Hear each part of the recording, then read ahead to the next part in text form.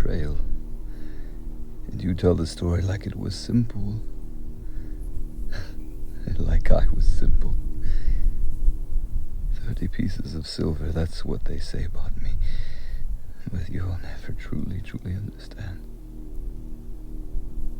As if a man who walked with him, ate with him, heard the wind stop at his command could be bought. He spoke to me, not like the others, not in parables wrapped in riddles. He told me the truth. This world, he said, is not what they think it is. They worship, but they do not understand. And they didn't, and they still don't. Oh, they wanted a king, a throne, a sword, but he wanted the world to understand. He wanted to be released and to fulfill the prophecies. Maybe then the world would see. Maybe then they would learn instead of incessantly pursuing this cyclical motions, ever repeating their sinful natures. But no. The flesh, he told me, is only a garment, like that of a moth-eaten coat used up and set aside. And you, Judas, you will be the one to remove it. Do you understand what that means? He chose me, not Peter, not John, me. And I hated it. You think I didn't know what it would cost? You think I didn't see their faces already twisted in judgment? I kissed them, and in that moment I felt it, their eyes piercing me and stabbing at my core. They did not truly understand. It was not betrayal, it was obedience. And he looked at me, not with anger, not with fear, but with knowing, like a man stepping into fire who had already felt its warmth. So go ahead and tell your story, call me traitor, curse my very name, but when you speak of what was done, I want you to ask yourself, who truly understood him? Who did he trust? I mean really trust. And yet it did not end there. You think the kiss was the weight that I could not bear? No. It was the silence after. After they took him, and I waited. I waited for the fire to fall, for heaven to tear open, for him to do what I knew that he could do. But he didn't.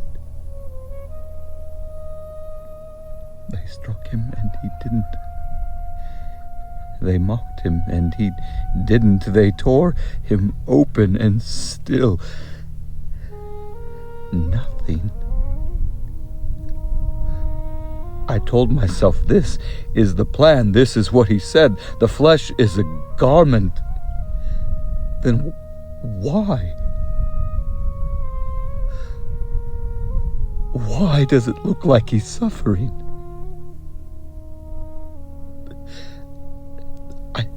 I brought the silver back. I threw it at their feet. It rang against the stone like judgment.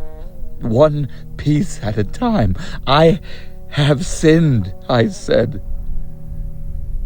But they would not carry it. Their eyes despised my show of supposed weakness. What is this to us? What is this to us? It's everything. It is everything. Everything. I walked out and the world just felt wrong. It was too quiet. It was too normal. It was the same wind and the same sky, but he was no longer in it. Well, no, that's not right. No, it was worse. It was he was in it. He had not manifested some act of freedom, and I could hear the murderer's cry for blood. Is it not enough that they have pinned him to their tree? And I had done this. He told me to do it. I know he did. I know he did. Then why does it feel like I have torn something that cannot be mended? Why does my chest burn as if I have swallowed the very sun?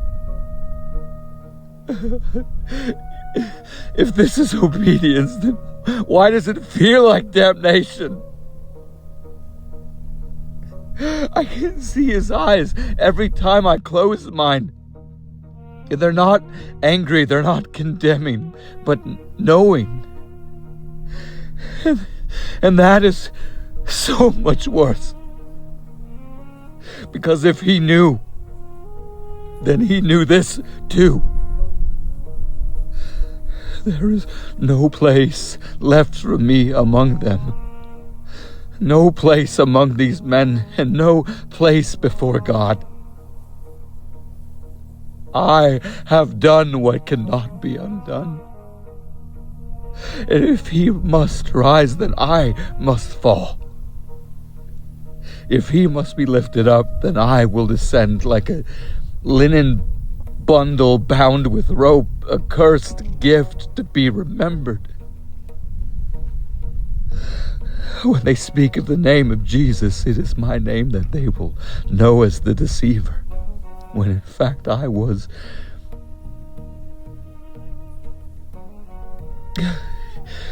It was he that trusted in me fully.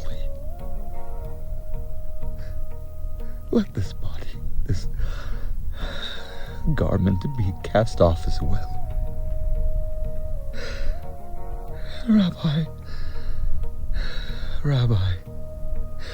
if I have misunderstood you, then let this be my last mistake. And if I have obeyed you, truly obeyed you, I pray you remember me as I remember you.